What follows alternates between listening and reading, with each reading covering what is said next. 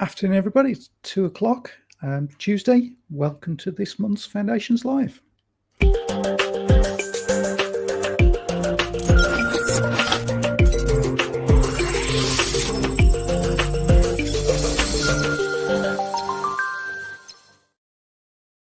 So, good afternoon. This month we're having a special all about home automations and assistive technology.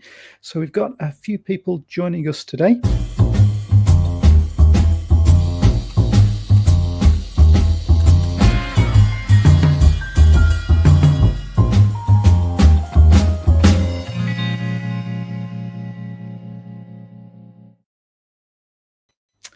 So we've got Matt Nimmons from CEDIA, who's the CEDIA, I suppose, are like the RIBAs for architects. CEDIA are for kind of home automations and kind of smart home technology.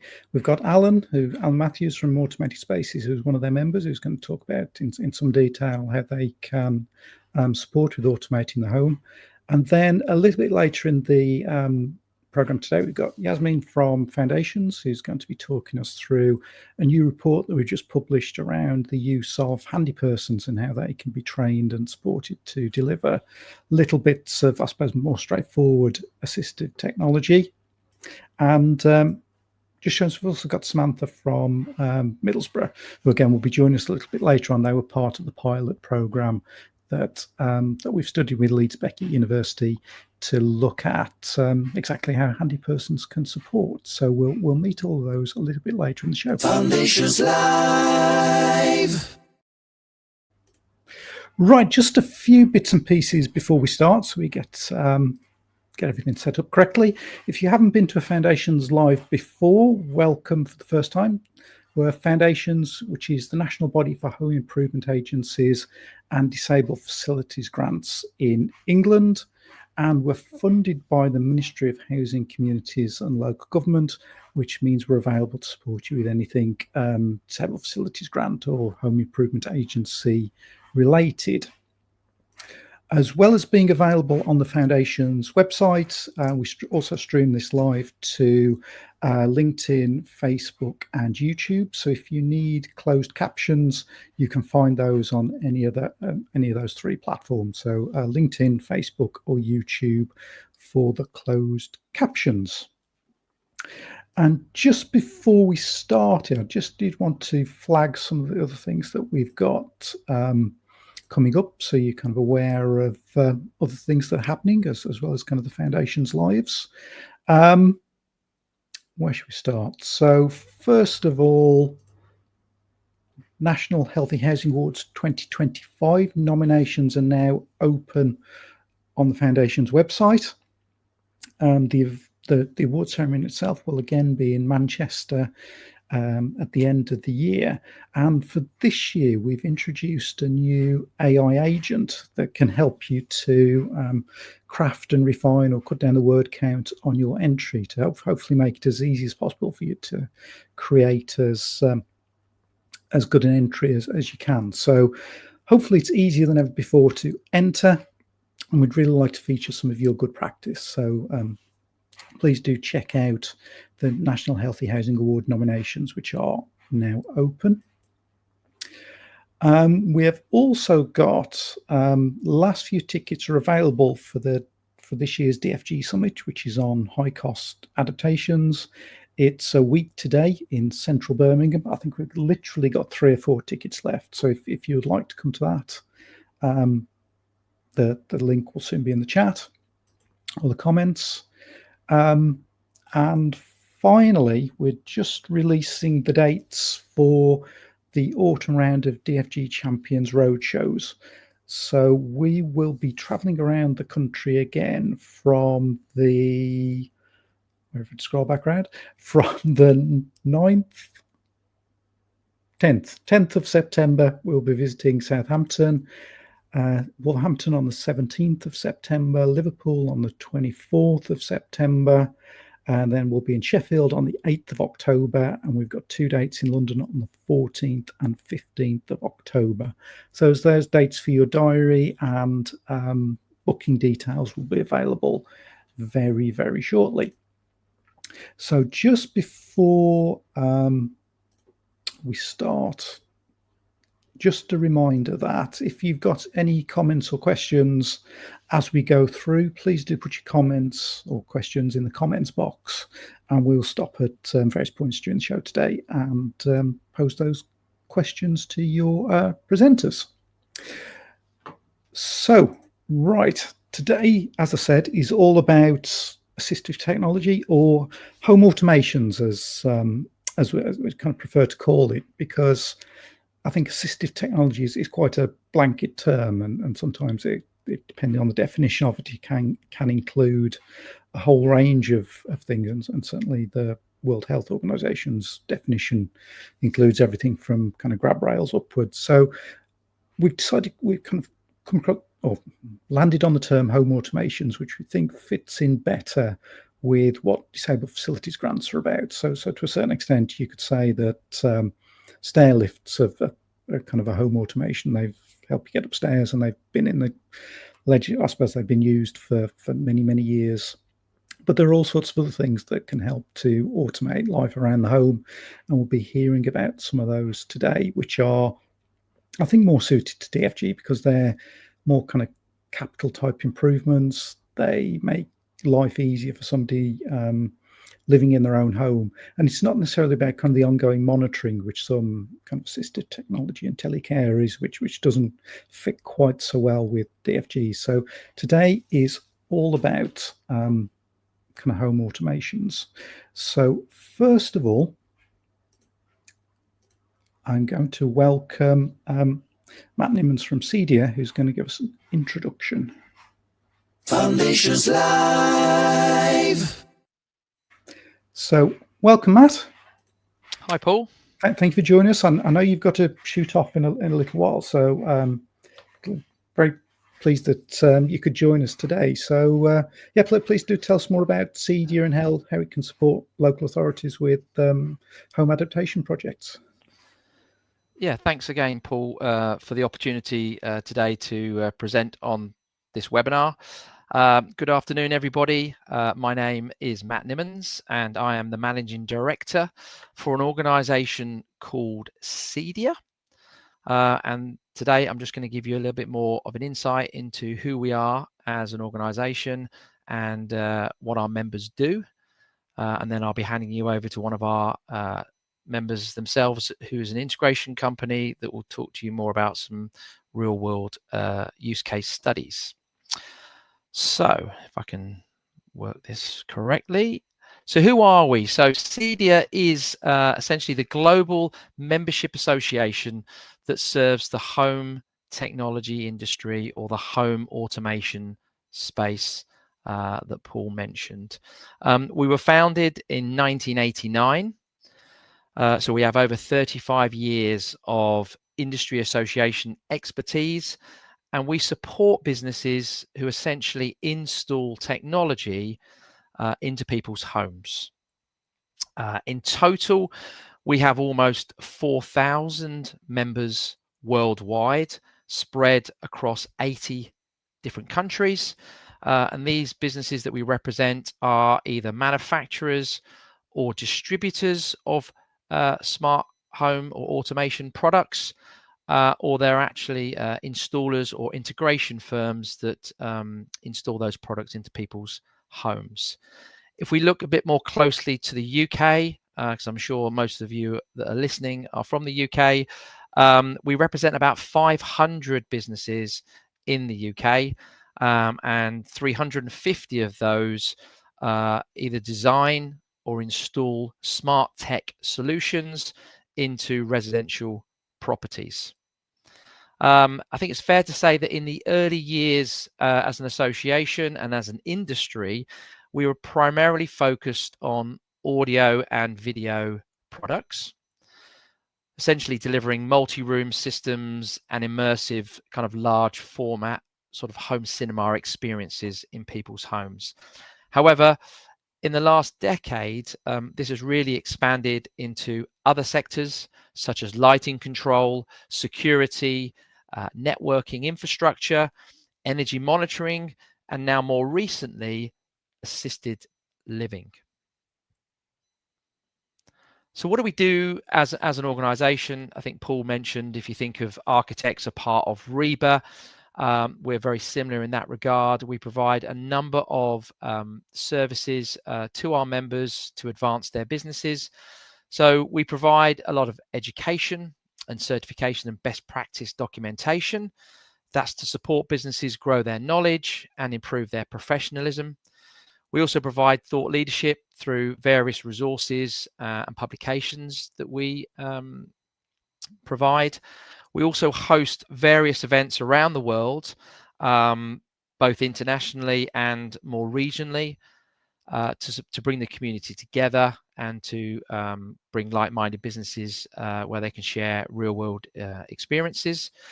We celebrate our members through an awards program each year, and we have credentials that will help our members elevate their businesses and differentiate them from other businesses in the space. And finally, each day of the year, we really raise the profile of our industry to relevant associated trades.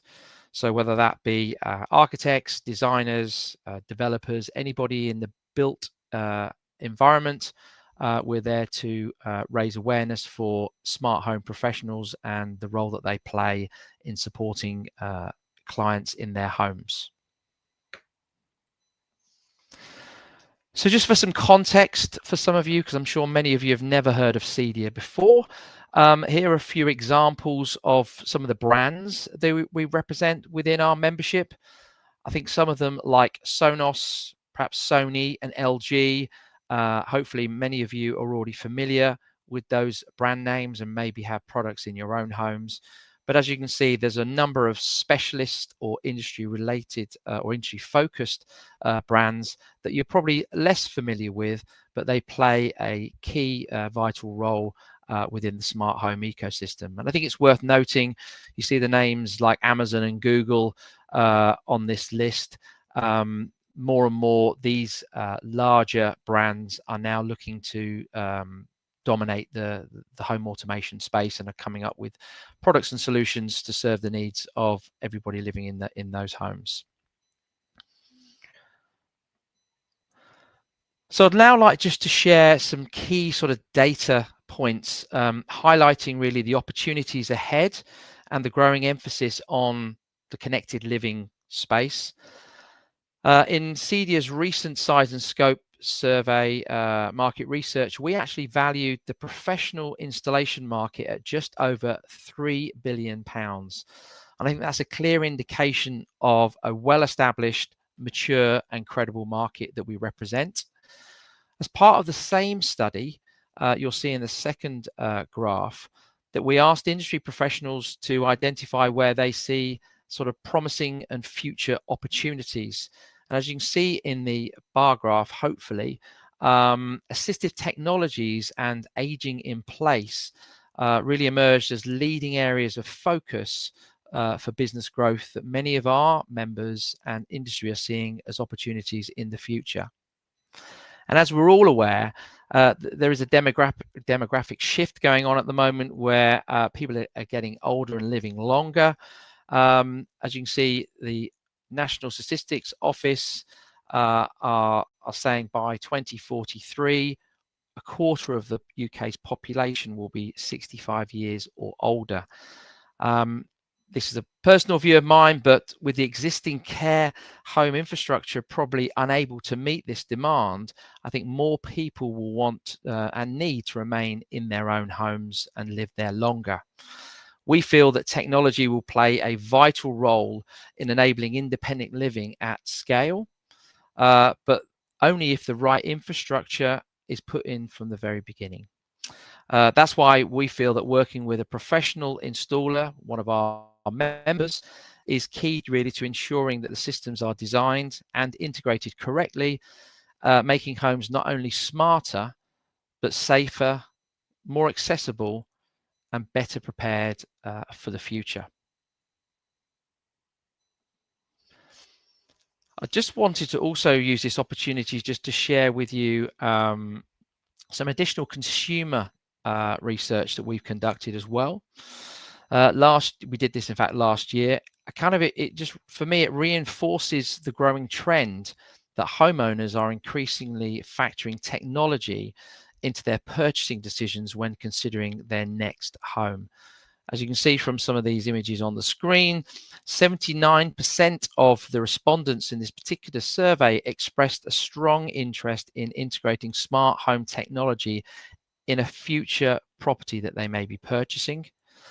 Also worth noting is that 63% of those surveyed said that they prefer an installation to be carried out by a certified professional, underscoring the importance of a trusted expert in this area. And I think we can all testify that having a reliable home connectivity is becoming more and more important for everyday life. And as you can see here, nearly a third of those that were responded reported issues with Wi-Fi within the property. And these findings really highlight the continued need for a professional installer to provide a reliable, future-ready smart home and home automation solution. And I guess for me now, just in summary, just an example really, my final slide highlights a real world example of how smart technology is being used in a care setting to support greater independence and rehabilitation.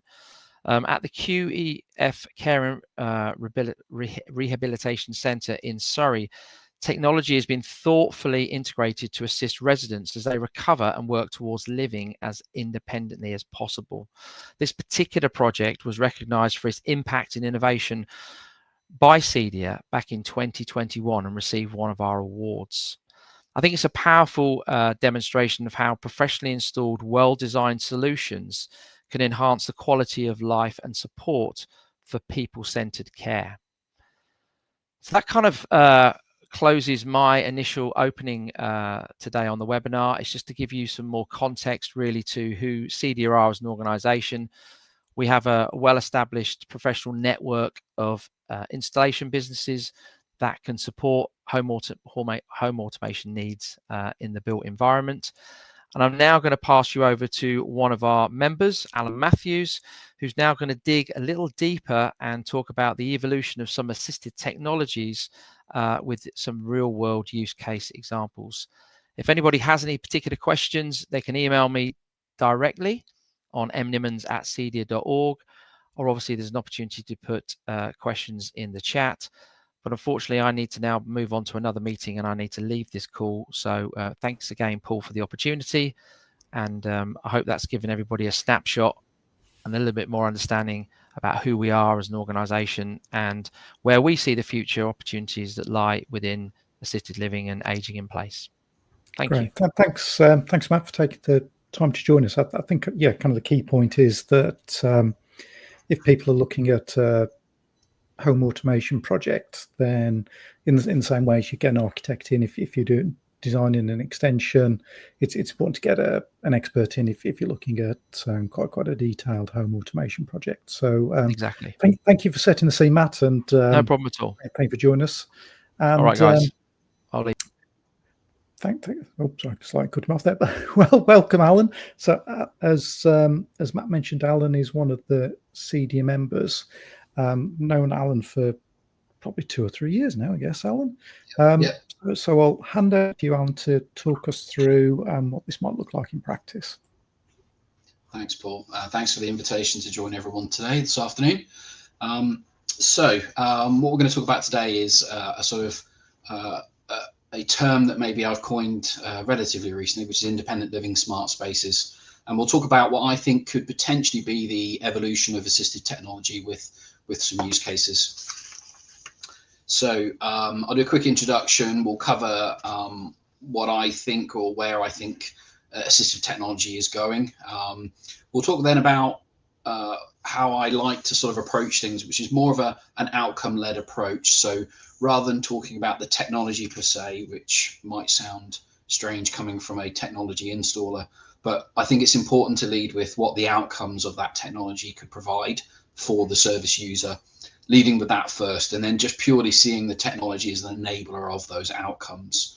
And then we'll talk about the differences between potentially or between what we would see as a handy person installation versus a professional installation.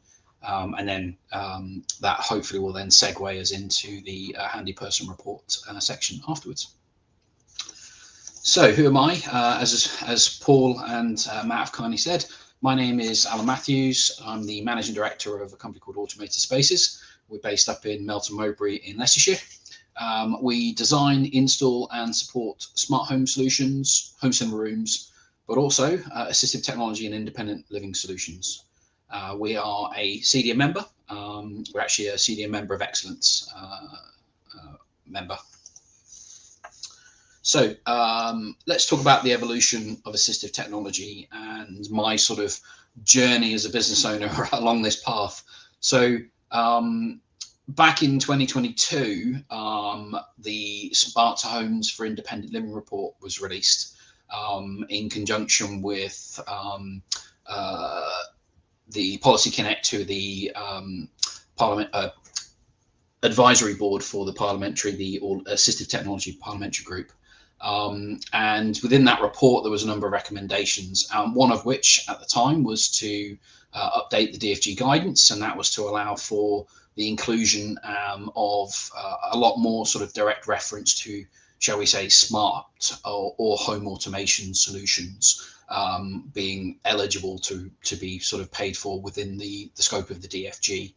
So back in 2022, when the updated guidance came out, that sort of caused me to have a sort of another look at the sector and sort of maybe reposition my thinking around the solutions that we can provide as a company that maybe we would have traditionally called smart home solutions, and maybe looking more at the home automation side. But we'll come into those and I'll cover those in a little bit more detail around what they mean.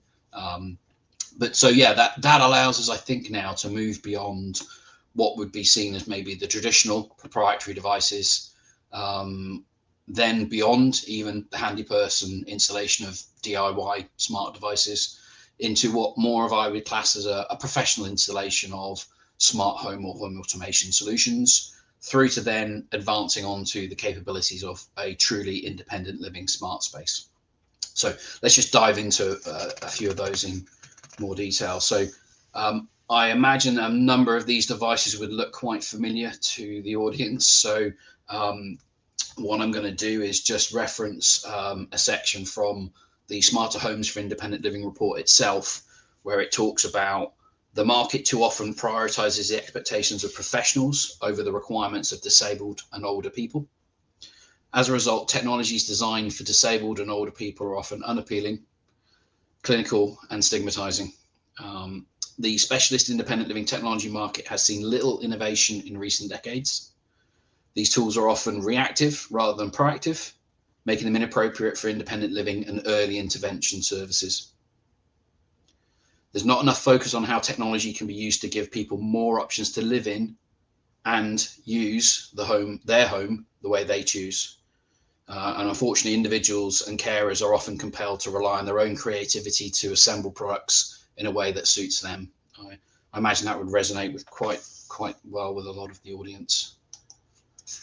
So a handy person installation, again, some of these devices may look familiar to some people in terms of the classic, what we would call DIY smart home solutions. So these are often a single function device that you can purchase online from a well-known retailer. It's designed to be installed in the home by a person with limited or no previous IT skills, using often the manufacturer's instructions, usually with little to no planning or design considerations. Often the manufacturer of the device will create their own dedicated app on a mobile phone or a tablet, and then you can use that app to control the device remotely, either in the property or sometimes even when you're away from the property. Occasionally it might have an integration to a well-known voice assistant. I'm just muting mine before it goes crazy and starts interrupting the session. That would be the traditional, what we would see as a handy person installation, and that's going to be covered in a little bit more detail in terms of some interesting results that happened from the survey. So where could you go then to beyond a handyperson installation? So this is where I feel where the value and the benefits of using somebody like a smart home professional installer could come into play. So this is where we can open up the opportunity to have many different types of devices that can be controlled from a single user interface. So as can be seen here on the mobile phone in the person's hand, where they have the control of multiple different types of devices, all from a single application, all in the one place. And smart home or home automation, you know, it's got a traditional history, nearly 20 years now, of making things move within the home. So be that motorized doors, garage doors, windows, blinds, all of these types of things. So there's a traditional history of making things move around within home automation. But also we have the capability to orchestrate these events so that they can all happen together as part of a programmatic scene. And the use of programming allows, or the programming logic allows us to look at different outcomes being activated based on input from either third-party devices or sensors or other independent criteria. So that could be a different response dependent upon the time of day, whether or not there's light outside or if it's dark. Lots of different capabilities, so lots of different systems, and we'll cover what a smart hub looks like a little bit later. The main messages here is that it's also a modular approach. So with these hubs, more often than not, they have the capability to provide control of a wide variety of devices, but you don't have to use all of those functions. Obviously, you only have to use the capabilities that are required with it for that specific service user. So very customizable. Through to then what, as I mentioned, we're coining a independent living smart space. So this is taking all the capability of the home automation functionality, combining that potentially with a connected care option where we can provide some monitoring. But not only do we just do monitoring, but we can also then, in response to alerts or events happening within the home, we can actually also then trigger reactions within the home, whereby we can try and get the person perhaps to help themselves with a little bit of assistance in the first instance. So we're moving away from this idea of everything's an alert to somebody else for them to step in. So we're trying to promote that self-dignity of giving that person just a little bit of a helping hand in their home to help themselves in the first instance, but with the reassurance that if they're unable to do it in that first instance, then there is an escalation to a third party, then maybe to step in at an appropriate time to help them in that situation. So let's talk about the sort of outcome-led approach where I've alluded to it before. We should realistically just see the technology as an enabler. So what we've been doing, and I think on the Foundation's website, the pages are now live for the home automation section where you can go and read the details.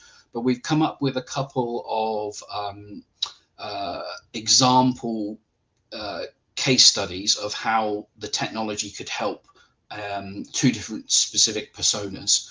The reason being is we wanted to sort of try and lead with more of what the actual practical outcome could be. So in the first situation, we've got Peter. So Peter, at night time, Peter will get out of bed. He wanders around in the home in the dark, risking trips and falls. He doesn't turn on the lights as he gets sensory overload, which causes him anxiety and aggression. When this happens, he goes to the bathroom, filling the basin with cold water to splash in his face, which seems to calm him down. The difficulty here is he'll leave the plug-in and the tap running, leaving the room getting distracted. This causes flooding in the bathroom, leaking through to downstairs. As a result, Peter often tries to escape, opening windows or doors, entering the garden to scale the walls or fences. He has on numerous occasions injured himself while falling onto hard surfaces when jumping over the other side of the boundary. If he escapes via the front door, he runs a risk of going into the road, putting himself and others in danger. There have been several near misses where vehicles have had to mount the pavement to try and avoid him. During these episodes, his parents are often asleep, unaware of Peter's movements. And by morning, there's panic, distress, often with the emergency services in attendance. So how could home automation help Peter?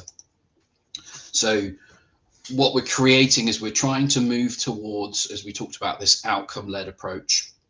So here we can see in terms of we're creating some outcomes for Peter and also for Peter's carers as well, because we want to be mindful of the positive outcomes that home automation could have for potentially the carers as well. So what we're trying to do here is give you a tool set whereby you can look for your desired outcome and then be able to marry that up to a potential technology that can help. So if we go through and talk about some of the outcomes for Peter, well, since installing the automated solutions, the improvements in safety and independence and his family well-being have been profound. So what have they been? Well, freedom and independence for Peter. So motion sensors and designated safe zones have been created, which enable Peter to move freely within the home or garden, allowing his family to monitor his location discreetly. With dimmed lighting, Peter can now navigate his home at night without sensory overload, so significantly reducing his risk of falls. And we have prevention of flooding, and obviously the cost savings associated with that by the use of water sensors, water leak sensors with shut-off valves, which have completely eliminated the flooding in his bathroom, saving obviously substantial repair bills for the and redecoration costs.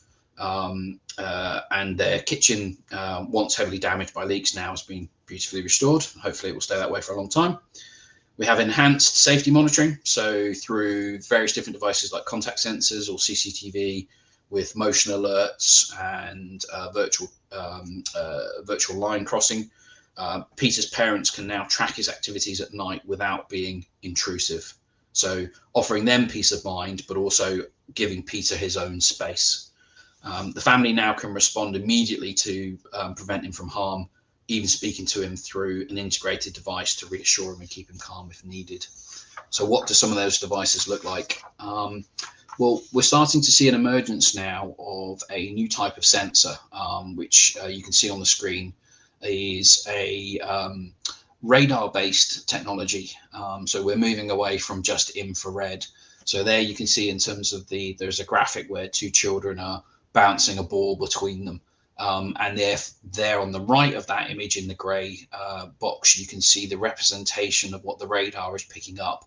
So it's picking up the center of mass of the object, be that the two children and the ball as it's moving around. So we've sort of got a device now that allows us to move away from taking a physical image of the person, having just a representation.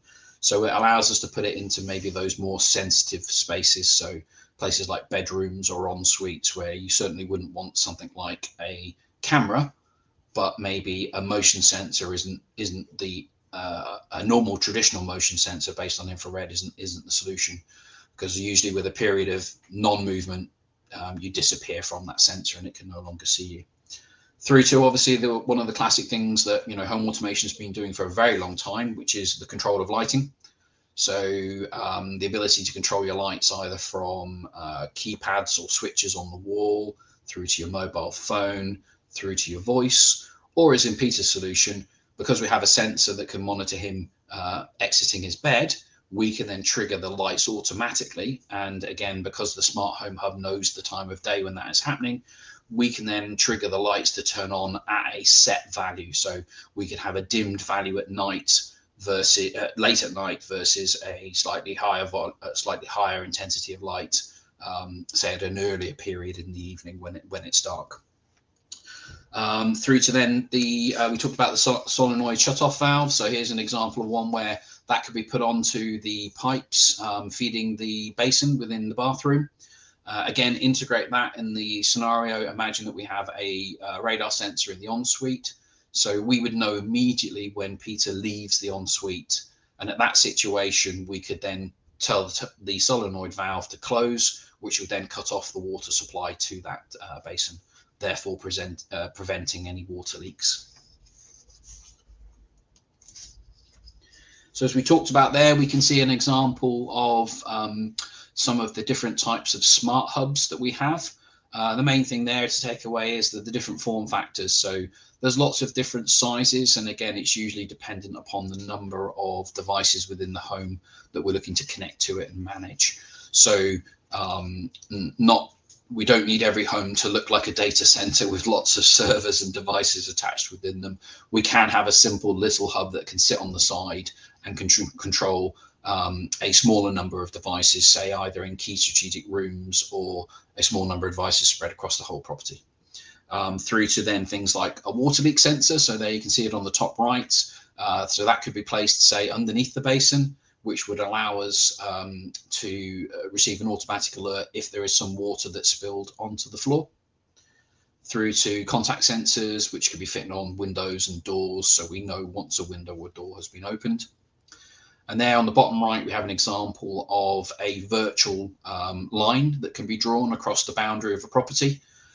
So a camera can be set up so now whereby we would only trigger an alert if somebody crosses, and a lot of the cameras now are coming with the programming within inside them now, where they're moving beyond normal motion recognition to actually being able to tell that it's a person that's walking in through. So if a leaf blew across the driveway, that wouldn't trigger the alarm. Whereas if a person walks across the driveway, then that would trigger the alarm. So reducing the number of false positives. So next we move on to Mark's story. So Mark's been in a wheelchair as a result of a near fatal road traffic accident 5 years ago. He's now paralysed from the chest down. He's only 21. His mind's very active. Unfortunately, his body's not. He finds it so demoralising and frustrating he's unable to do even basic tasks like opening or closing windows and blinds, controlling the lights and heating. Now when he wakes up in the morning, he must wait for his carers to attend before he can see what the day looks like outside. The carers have to lift him out of bed with a hoist into his chair, then go through his personal care routine. He'd like to be able to shower on his own once they've taken him to the wet room, but he can't turn the shower on or change the temperature. When the carers have left, he would like to be able to open a window and see who's at the door, control the lights, maybe play some music. He takes a nap in the afternoon, but can't close the blinds when it's bright outside. He's interested in astronomy, so he likes to go out in the garden late in the evening. Whilst he can get outside using a ramp, he can't see where the pathway edge is or where the edge of the decking is, so that's quite unsafe. There have been occasions when his family have forgotten to lock the door after visiting him. Once a neighbour wandered in, scaring the heck out of him. He now feels very vulnerable, not being able to check the front door is locked. At night, he used to read in bed before nodding off. Now, once the carers have put him to bed, he can't adjust the bed or the lights, so he's given up on his bedtime stories. So again, what we've looked at here is we want to try and create a number of different outcomes for Mark using the technologies, and then map those technologies to them. So some of the solutions now, so since we've been able to transform his life, so we've given Mark what I think is restored independence in his daily routine. So now he can open his blinds in the morning, he can adjust the bed, close the blinds for a nap whenever he likes, eliminating his previous dependence on his carers for these tasks. He has control over his environment and his privacy. So with a smart shower, he can now enjoy privacy and autonomy in his personal care. He can also operate the windows, lights, and even select music in any room, restoring a sense of control over his surroundings. He has improved safety and security. So an internet-connected doorbell and a smart lock enables Mark to see visitors, speak to them, and decide who enters. He no longer worries about uninvited guests, giving him peace of mind. So he's also been now able to reclaim his hobbies and his nighttime safety. So with some outdoor lighting illuminating his garden path and deck, he can now enjoy his passion for stargazing at night. And he has an adjustable bed, which allows him to read comfortably in bed, turning off the lights and securing his home when he's ready to sleep. So how are we doing some of those things for him? Well, we have a range of automated blinds. We have blinds that can be installed that run off cables, but also maybe importantly for those retrofit options, we also have blinds that can run just off a battery. So it's just a simple case of putting the brackets and then mounting the blind in place into the window reveal. And then we can have an automated blind without having to do any work on the plastering in terms of running cables to those blind window locations. We also have smart showers where the temperature can be set and regulated. These devices can be connected to voice assistants, so they can be turned on using the power of your voice to a set temperature. We also have window openers. So on the window on the right, you can see there we can actually put a motorized actuator that has a chain that comes out of that, and we're able to trigger that remotely. So we're able to securely open windows, have them at a set opening, and then also close them. So no more having to reach for the window handle to open the windows. We also, as mentioned, alluded to, we have the capability now of internet connected doorbells, so you can answer your door from anywhere in the house. So Mark no longer needs to worry about getting to the door. So if he's having a delivery of a courier, no more worrying about having to get to that door in that 15 seconds that they give you. So he can answer that door, and more importantly, interact with the person there, but also then open that door if he wants to, without having to go to the door.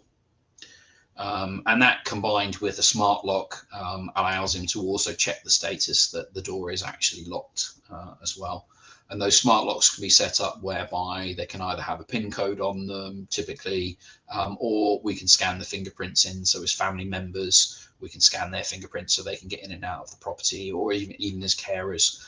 So no more having to manage lots of different keys. It can all be done through the smart door lock. Through to smart lighting. So here we can, as we mentioned earlier, you can see an example in the middle top of a tablet view of control of lights. So we're able to control lots of different form factors of lights, from normal down lights through to pendant lights, through to chandeliers, through to LED strip lighting. You name it, pretty much we can control them. And through lots of different interfaces, so be that keypads on the wall, through touch screens, through mobile phone applications, or the power of your voice, as well as then multi-room audio. And we alluded to the, so that's the capability to play music in any room, through to electric beds and the outdoor lighting that we talked about. So let's just quickly jump into the last section here, which is around the differences we would see between a handy person and a professional installation. So I think in terms of, as we've alluded to, the DIY, using DIY devices, you have a limited number of devices there. Whereas with a smart hub solution, some of the smart hub solutions come up where they have at least 20,000 capabilities. Why is that important? Well, it gives you a wider range and a wider choice, plus also they are consumer focused, so they're more aesthetically pleasing, and usually they're more consumer priced as well, shall we say. With a professional installer, we would also do a comprehensive design before we install. So with a DIY solution, often there's no planning or design, you just take it out of the box and install. Whereas a professional installer, we would do that design. Why is that important? Well, it means that we'll get the design and the install done in the shortest amount of time possible. It also means that the system's going to be easier to support. And what do we mean by that? Well, with the DIY support, often a DIY device, often you'll be relying on the manufacturer to support you. And I think we'll see some examples of that potentially in the report later around the handy person's experiences. Whereas with a professional install, obviously you would have a company like ourselves who would then be able to support you with any technical, or support the service user with any technical issues, leading to a much quicker resolution, hopefully, for the service user, and less stressful. Through to then a customizable interface, which we talked about, rather than having a single app for every single thing. So an app for your blinds, an app for your lights, an app for your doorbell. What we can do is we can customize that app so that all of the functions are all in one single place, which means it's more intuitive for people who may be less technical savvy, shall we say. And then on to the last slide, which is around, in terms of the benefits and the capabilities, as Matt alluded to earlier on, around using somebody who's maybe a member of CEDIA, is you have that existing talent pool of installers there. So there's an industry ready to go who can help you with their solutions, a wide range of solutions of home automation capabilities, who are very used to making things happen within a home, making them move, making them turn off. So how can you learn more? Well, here's an example. We were very grateful to host Paul for a tour of our smart home. So we created a showroom where you can come and see this technology in a real world setting, in a real world house. and you can see it in the flesh. Versus a recent example of a project we completed where we've actually, if you're in the south, if you're anywhere near Kent, we've created 6 demonstration spaces in different colleges across the Kent region. They've also created a curriculum where they've created both an assistive technology for healthcare, health and care environments, and also a digital skills for healthcare and professional courses ranging from levels 2 up to level 5. So maybe some CPD opportunities there for some people to consider as well. And that's it. Thank you, Paul. Sorry if I overrun there. Thank you, Alice. Sorry, Alice, I just put you on there by mistake. Let me take that off a second. So a couple of questions that came in, and just to flag for people watching that there is a new guide on the Foundation's website, which I think Alan mentioned during his presentation, that includes a lot of the kit that Alan talked about today. So if you want to find more details, the link's already in the chat, but there's kind of brand new guide there, including the 2 case studies that Alan mentioned. So a couple of questions from the audience, Alan, if got a couple of minutes. So Alexandra was asking, what does a smart shower do as opposed to a dumb shower, I guess? Yeah, so it's the capability to be able to switch it on remotely, but also you can set the temperature beforehand. Every time I stand underneath my shower whilst I'm in the cold water waiting for it to warm up, I always go, I should get one of those smart showers so I can avoid this. But also, quite importantly as well, it means that you can avoid the risk of scalding, because you can make sure that the temperature isn't too high before you get into that. So it's the remote ability to turn it on and off without having to get underneath and actually turn the dial, and also then to be able to set the temperature on that shower. Great. And another one from Alexandra. So in terms of window openers, sash and tilt and turn windows, are there options for those, or is it more just for your casement windows? It's more traditional on the casement windows. Yeah. Yeah. There may be some unique bespoke ones out there. That person's welcome to contact me afterwards. I can do a little bit of research for them, see if we can find any options out there. But traditionally, yes, it would be casement windows. Okay. A couple of people asked about kind of ongoing support and aftercare. What does that look like? Yeah, without trying to avoid answering the question, every sort of installer would approach support differently. So it would be dependent on which company you are talking to that are doing the install.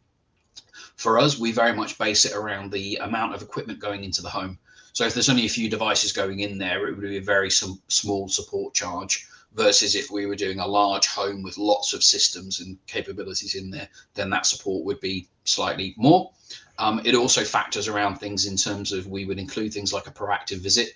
So maybe once a year or twice a year, we'd send an engineer out to do some maintenance. So doing updates and patches and fixing the software and talking to the service user to see if there's any enhancements they need. So it's things around looking on that, but we can tailor packages around that to try and minimize the costs. But we would always say to people that it should be something you should be aware that there will be a cost, because you don't want to fall into the trap of thinking these things can go in without some form of support, because invariably, as we all know, most tech needs some help. Some support. Okay. And Lisa was asking about, I mean, I guess these are kind of relatively new and relatively few and far between, but is there any research going on in terms of kind of the cost benefit of smart measures as opposed to kind of alternative support and care costs that you're aware of? We're aware of some recent research that's come out around using smart hubs for people with severe disabilities. They've gone into the realms of looking at the capabilities and the benefits that it can do in terms of making them more independent. That next step of then doing an analysis around comparing it and creating some form of maybe like sort of return on investment calculations. I haven't seen anyone do that yet. There are some discussions that we've been having with a couple of entities around maybe potentially looking at that. But yeah, it's a good question. Now we're seeing, you know, if you start comparing the costs of care home stays, obviously those can be, you know, very, very substantial. So But then, yeah, it's factoring in things like care, the cost of a GP visit, the cost of a hospital visit. You know, a lot of it also we're trying to do is preventative. So we'd rather prevent a fall rather than having to deal with a fall that actually happened, and you know, all the costs associated with that. But it's something that certainly watch this space. Because I think kind of the particular cases where you probably want to kind of professionally involved tend to be people with kind of more profound disabilities and more complicated cases. So it's probably less. Well, it's certainly more difficult than things like showing the benefit of a level access share, where you're doing lots and lots of them, and they're kind of for less, usually for kind of less profound needs. So I think it's probably more complicated area to kind of work out the payback. And if you're keeping somebody, I mean, probably on a case-by-case basis, you could easily make the case that if you're keeping somebody at home with low levels of support than they would have in residential care, then I'm sure on a case-by-case basis, this sort of thing would be relatively easy to work out the costs of. Yeah, and you know, I'm very happy if that person wants to reach out to me, if they've got a specific example in mind. Happy to work with them around some potential costs, and we can work out in terms of the potential savings with them as well. Okay. And one last one. So you can mention the show house, and I came to visit you probably 2 or 3 years ago. So if anybody else wants to visit, it's Leicestershire way, isn't it? Yeah, it's Melton Mowbray. Yeah. So yeah, get in contact with me. More than happy to host. We, as I mentioned too, we've also got those spaces now down in Kent as well. So if there's anyone in the southeast, we could potentially arrange with the colleges for somebody to go in there and see. And we've got quite a wide range of solutions in there based around 3 different persona examples. So somebody living at home with dementia, care home settings, and then also supported housing. So somebody with severe OCD. So there's lots of different examples of technology and use case examples. Again, very much outcome led, based in those demonstration spaces as well. Great. Well, thanks for joining us today, Alan. If you're happy to hang on a bit, it looks like there's a few more comments coming into the chat box. But thank you again for joining us today, and thank you for your support with developing the guide. I think it'll be very, very useful for people. Thank you. Thanks, Paul. Foundations Live. Right, so the first part of this afternoon was more around automating the home and getting it kind of professional in, where it's probably kind of more in-depth, more detailed, a lot more tech, and you kind of really need to know how to join it all together. One of the other things we've been interested in looking at is the kind of smaller home smart tech bits and pieces that you can kind of pick up at Argos or the supermarket or DIY stores, kind of doorbells, sensors, Alexas, Google Homes, things like that potentially a handy person could fit. So we're interested in finding out whether a handy person has the skills to supply and fit them, to be able to instruct a potential end user on how to use them, how useful that kind of end user would find the kit, and then how much ongoing support they would need to kind of maintain and use it. Because obviously, if handy person's having to go back every other week to reset it or something, it soon becomes quite an expensive venture. So 2 or 3 years ago, we kicked off a pilot with the support of Taylor Wimpey and involving Leeds Beckett University as well. I'm really pleased now to have the findings. So I'm going to bring Yasmin onto the stage. Foundations Live. There we go. Hi. Yes. Thank you very much, and good afternoon. Yasmin's one of our regional advisors at Foundations, and she's been working with Leeds Beckett and with Middlesbrough and Yorkshire Housing to follow through on this report. So I'll hand over to Yas to outline what we found. Fantastic. Thank you, Paul, and good afternoon, everyone. Thank you for joining today's Foundations Live. As Paul just mentioned, in this presentation, I'll be taking you through the Handy Person Assistive Tech or Home Automations pilot that we're very excited to launch today. So we'll be looking at the findings from the baseline study, and as Paul mentioned, this explored the skills needed by handy persons to install smart home devices, and also the early impacts of technology like this on older and vulnerable people. So the pilot was funded by Taylor Wimpey, with the research carried out by Leeds Beckett for Foundations, and the baseline study had two clear objectives. Firstly, we wanted to examine the skills needed and the training required by handy persons to install and support smart devices. And secondly, we wanted to understand users' engagement with technology and any changes to the quality of life and well-being that they might experience as a result of engaging with these products. So why did it focus on this? Well, for some context, we know that 85% of older people want to stay at home if their homes are suitably adapted. And given our growing aging population, there's clearly increased demand for accessible and smart housing. This is supported by the Disabled Facilities Grant Guidance, which recommends integrating smart tech into home adaptations to support vulnerable people in innovative ways, which is something that we always encourage at Foundations. So consequently, the pilot aimed to support this objective, and it was delivered across 50 homes in North Yorkshire and Middlesbrough, and it focused on the practical delivery of local handy person services. Regarding the methodology, so to evaluate both the handy person services and the user experiences, surveys were used both before and after the installation of smart tech, and baseline indicators were developed, and this helped to track skills and user impact over time. In terms of the participants involved, the pilot engaged older and disabled people, as well as their carers and their family members, and this enabled us to capture a broader and holistic impact of the smart home devices. And in terms of the actual smart home products used, this was mainstream, low-level consumer everyday tech, so things like Alexa and Google Hubs, smart plugs, electric blinds and curtains, and Ring doorbells. So objective 1, which was all around skills and training. The study basically demonstrated that installers need both technical and people skills if they are working to support vulnerable people in their homes. So whilst the wiring and the network knowledge is clearly essential to be able to deliver these types of services, so too are the soft skills. These are skills around things like communication, patience, and negotiation, things that are especially important in the world of assistive tech and smart home devices.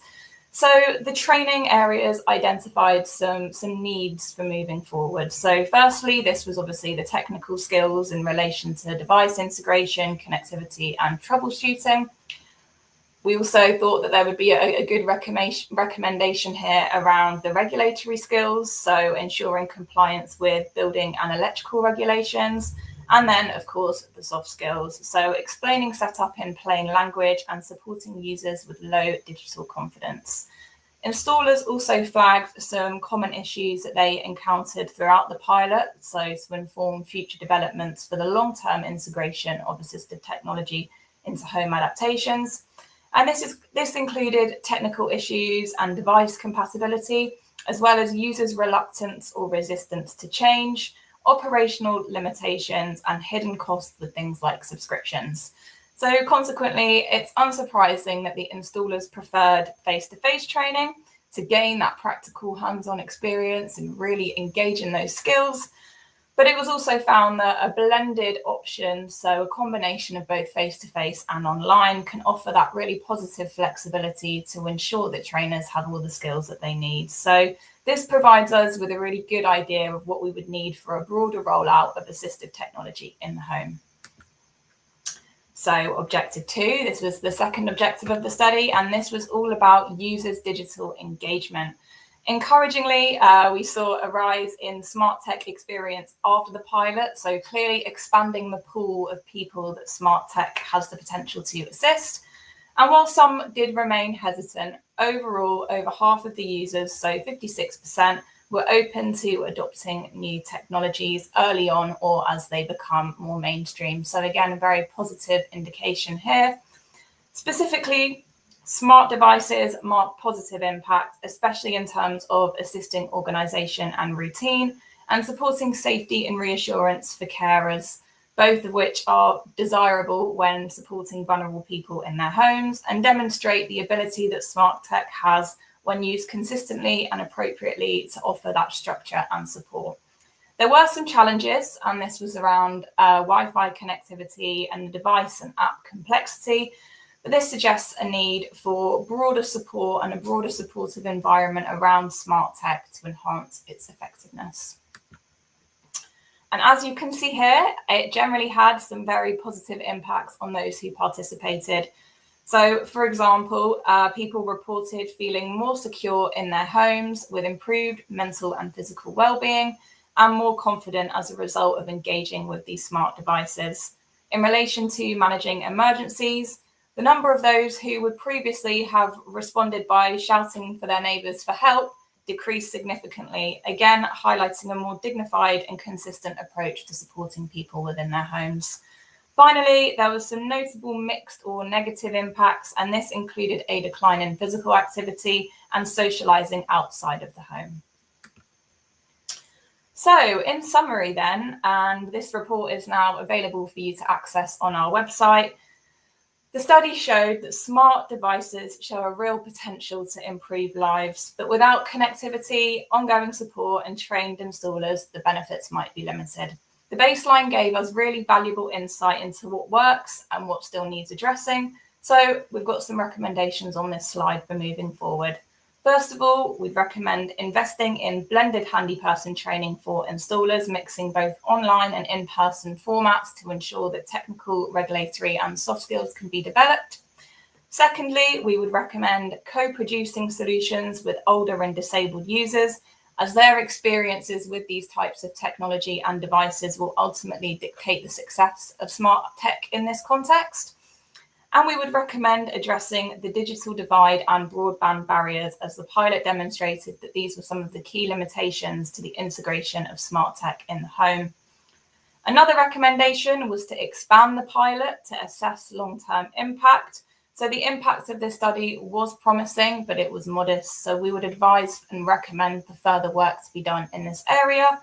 And finally, a recommendation here is around building smart tech into disabled facilities grant assessments and home improvement agency services. So we know that the DFG guidance supports capital equipment like routers, extenders, and initial setup. So there is a potential here for the disabled facilities grant to include funding for digital infrastructure, but there's obvious limitations and that the DFG can't support ongoing costs in this aspect.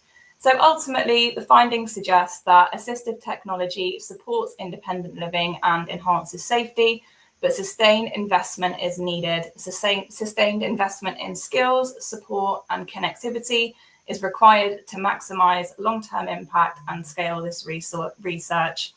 Furthermore, we know that this was everyday consumer tech like Alexas, which is a great starting point. The study didn't go into the high-level tech, as we've heard about more of this afternoon. So we know for fully integrated smart home systems that CDR are our go-to. And I will just finish this presentation by saying a huge thank you to everybody who was involved in the pilot. And I very much encourage you to check out the report and the new home automations guide on our website. Thank you very much, everybody. Thank you, Yaz. I think before we go into any more questions, we'll hear from Samantha as well. Hi, Samantha, from Middlesbrough, who are one of the participants in the study. So let me pull up your presentation. Let's hear of your experience with the smart home pilot, if we can, Samantha. Yeah, thank you for letting me speak this afternoon about our involvement. So we were asked to be involved in the pilot, which was, ran alongside Foundations, and that was to pilot smart home technology to a small group of residents within our Middlesbrough area. So we identified 25 residents that would benefit from taking part in this trial. Our assistive tech installer was identified as the best person to sort of oversee the installation and maintenance of this equipment, and he works within our handyperson team installing telecare and minor adaptations. So he does have a lot of experience with those soft skills that were mentioned with those vulnerable client groups. So we sort of went out to our prevention colleagues and wider social care teams to advise that this pilot was happening and to offer the opportunity to put forward participants. And that was really with the hope of us getting quite a diverse pilot group. So we did find that the participants that we had taken part had very varying levels of physical health and support needs, but also, importantly, digital knowledge and skills. So we did have training provided for our handy person to give him the confidence and skills necessary for the installation of the tech. And we then tailored the smart home equipment we were offering based on the needs of the participants. So it wasn't sort of one standard installation for all. It did vary based on what their concerns around the home and what their needs were. So as it was mentioned, the equipment that was used was the Google Nest Hubs and the Amazon Echo Shows, and they're both video capable devices and hubs. We did also put in video doorbells, smart plugs and bulbs, and for a couple of the participants, we used curtain tracks, which allowed them to open and close those curtains through voice command. So our experience with the installation processes and the times it took for us, we initially reached out to those people that had been put forward to explain the pilot and gain their consent. We did for some of them living within local authority housing have to go and get landlord consent for us to fix the doorbells and things to the exterior of those properties. So that initial sort of conversation and consent was taking about 30 minutes. What we found is the time that we'd sort of set aside to do the actual installation wasn't enough. So we did have 2 members of staff attending, and it was taking up to 2 hours for each installation. And I think a lot of that was purely down to having to talk through each piece of equipment and the various different apps that you've got to control each different thing. So, you have one app for bulbs, but then you might have another application for things like your curtain tracks. So it was lengthy, and the time taken to give people the confidence to use that kit when they're not very digital or tech savvy was a lot more than we thought that it would be. We also at that installation completed the initial questionnaire with people as well. So these are just some of the areas that were covered in the questionnaire. So it's going from people's digital literacy and how confident they are, through to independence, well-being, motivation, and associated risks. So that's what the questionnaire was built up, covering those sort of areas. We did find that at the end of the pilot, we didn't get responses from everyone that had taken part. So that did sort of put us on the back foot a little bit with the data that we were trying to collect to see whether there'd been an improvement. Just some of the questions which were asked centred around people's digital skills and how safe and secure people feel at home.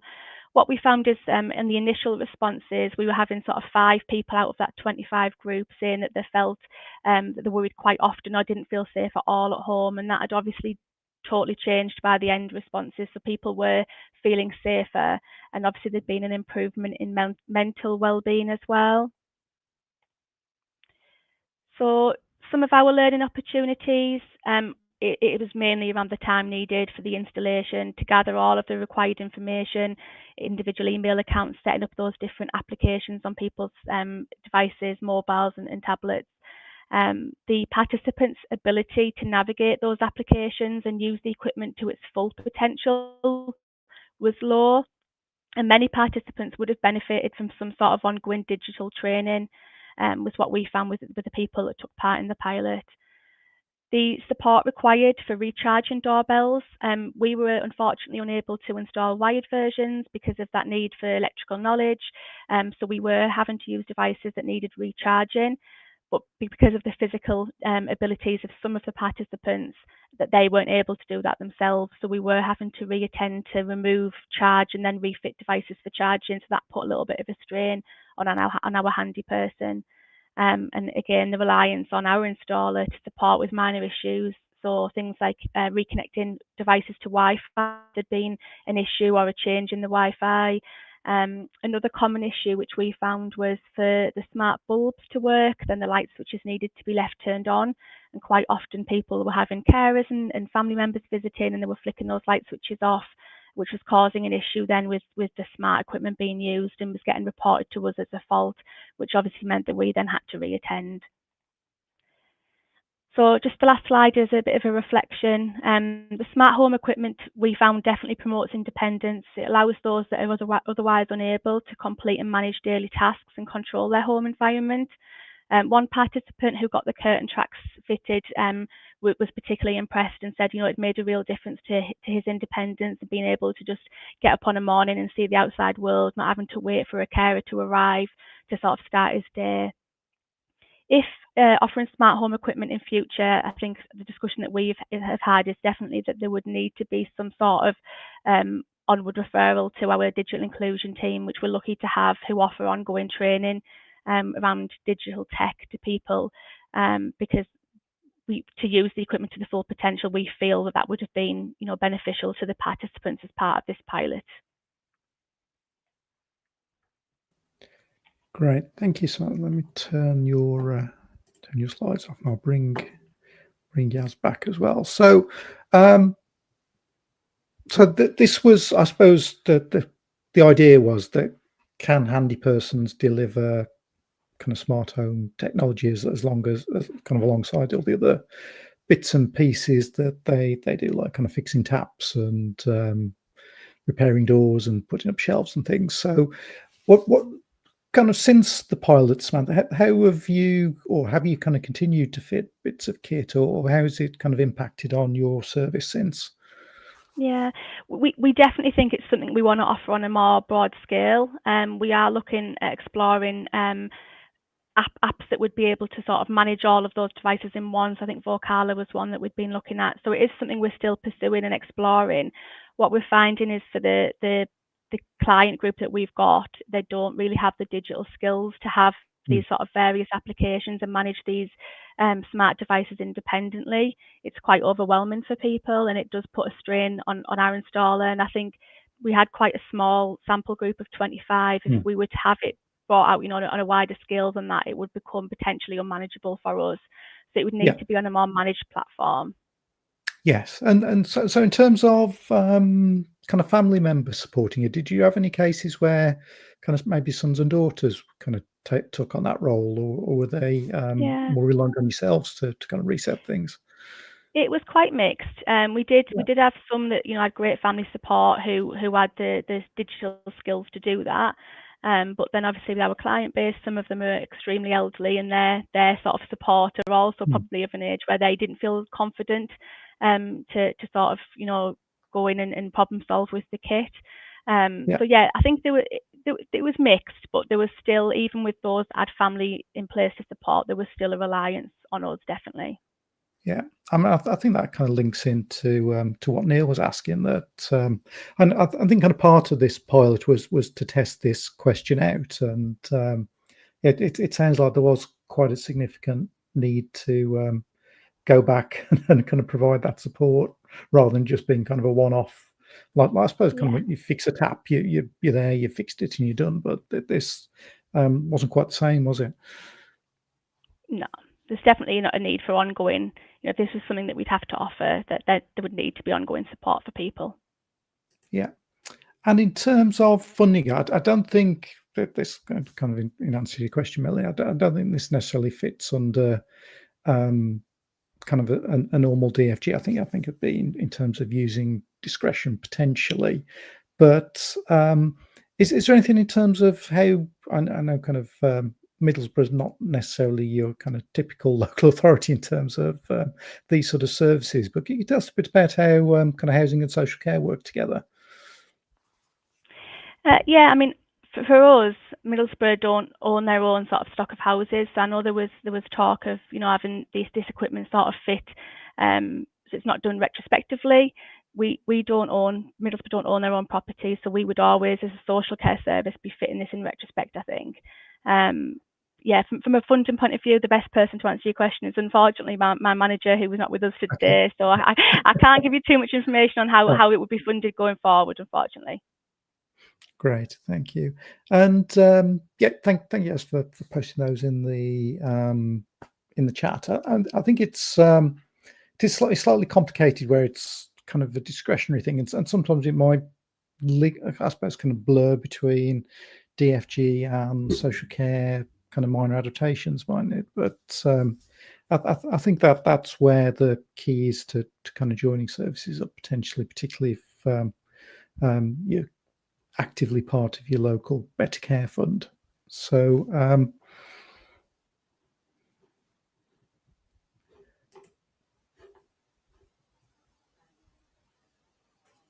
So I think at least the aim of this pilot was to see how well it worked, and I think kind of a lot of reports kind of come up, or a lot of research projects sometimes know what they want to find, and then kind of skew the research slightly to get to that point. But we're very much interested in kind of what it was actually like for both Middlesbrough and Yorkshire. I think you've kind of heard today exactly what some of the issues were, and if you want to read the report, the full findings are now available on the Foundation's website. So thank you, Yaz. Thank you, Samantha, for joining us this afternoon and sharing the work you've been doing over the last, I guess, 2-3 years now, isn't it? Thank Great. you. Thank you. Blimey, I keep pressing the wrong button. Foundations Live. Must be the heat. I keep pressing the wrong button. Never mind. Never mind. So thank you all for joining us today.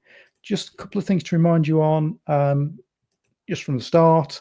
Last few tickets are left for the high cost adaptations. I think there were 3 or 4 tickets left at the start, so they might have all gone by now.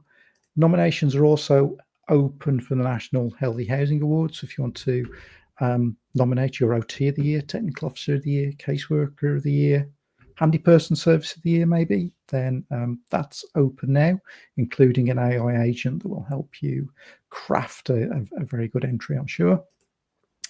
And we'll be back on the road in September with the DFG Champions Road shows, visiting Southampton, Wolverhampton, Liverpool, Sheffield, and London. And tickets for that will be available shortly. We do have some more Foundations Lives coming up as well. So at the start of August, we'll have a session looking at some new guidance we've got on behaviours of concern and different types of adaptations that can be provided for those sorts of cases.